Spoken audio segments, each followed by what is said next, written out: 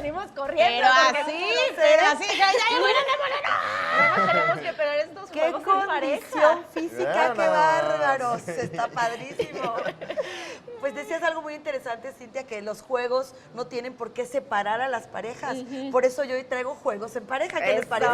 Muy bien. Eso me gusta, claro. Aprovechando el Mundial, bueno, pues sabemos que efectivamente no necesariamente el hombre es el fanático del fútbol. Exacto. Puede haber situaciones al revés, en donde ella es la fanática y él verdaderamente nada más dice, bueno, ¿qué es esto? ¿Dónde está mi mujer? ¿En dónde quedó? ¿Ella está fanatizada con los jugadores o con el juego? Bueno, con Exacto. ambos, porque bueno, también hay muchas cosas lindas que ver. Pero bueno, fíjate que hablando de esto, de pronto formalizamos muchísimo la relación de pareja y formalizamos incluso el sexo. Y sabemos que el sexo tiene que ser algo placentero, para lo cual tienes que estar relajado. Cuando hay tensión, cuando quieres como coreografiar el acto sexual, se vuelve algo rígido, poco espontáneo y a veces lo que hace es que finalmente se vuelve poco placentero. A veces nada placentero o displacentero. Pero yo tengo una propuesta que no necesariamente tiene que acabar en un acto coital, en una penetración, sino que puede formar parte de este conocer mejor a mi pareja, de este comunicarme más, de este romper barreras. Sí.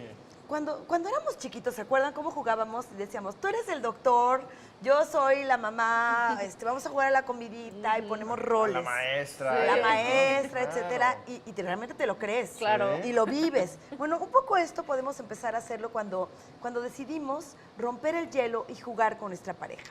Algo muy sencillo, no tienes de verdad que gastar grandes cantidades en juegos y juguetes súper sofisticados. Ok. Los hay, por supuesto. Pero voy a empezar con algo que podemos tener todos en casa y son unos dados. Sí. Unos dados convencionales, estos que vienen en la Matatena o demás. En el Turista. Tú los puedes volver unos dados sensuales. ¿Cómo? Los hay, por supuesto, también en algunas sex shops. Pero si tú no tienes tiempo de ir a la sex shop o simplemente no te da la gana, Te lo inventas, Te ¿no? lo inventas, vas a la papelería y te compras Ándale. unos daditos. Y de un lado, en cada cara del dado, vas a poner una parte del cuerpo que te interesaría explorar de tu pareja.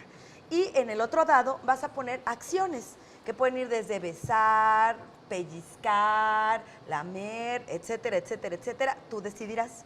Entonces tiras un dado y ahí vamos a ver que el dado puede decir boca. Y el otro dado dice besar. Bueno, pues besas la boca. Ok. Pero así puede venir diferentes partes del cuerpo con diferentes acciones que se van a ir turnando, lo cual está padrísimo. Sí, claro. está bueno.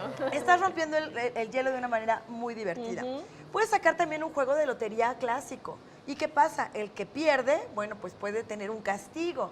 El castigo tú lo eliges. Por ejemplo, mire, yo traigo aquí un pequeño flogger. ¿Qué es eso? Caray. Hemos hablado aquí del BDSM, del sometimiento, del sadismo, masoquismo. Ajá. Pero este flogger, miren nada más, además es vegano. En realidad no es piel, es una piel vegana. ¿Y qué haces con este flogger? Bueno, juegas a que le das unas nalgaditas a tu pareja, por ejemplo. Yo lo vi y pensé que era su collar. Es un arete. Ponerte tu collar, Irene. Es No, un arete mames, o de es tu esto collar. vamos a hablar. Bueno, también lo puedes usar Una de como un collar. collarcito, mira, también Sí. es decorativo, Ya. bueno, y queda muy bonito. Esta es una posibilidad. Otros juegos que puedes hacer, y bueno, para este hay reglas, que es el juego de las preguntas.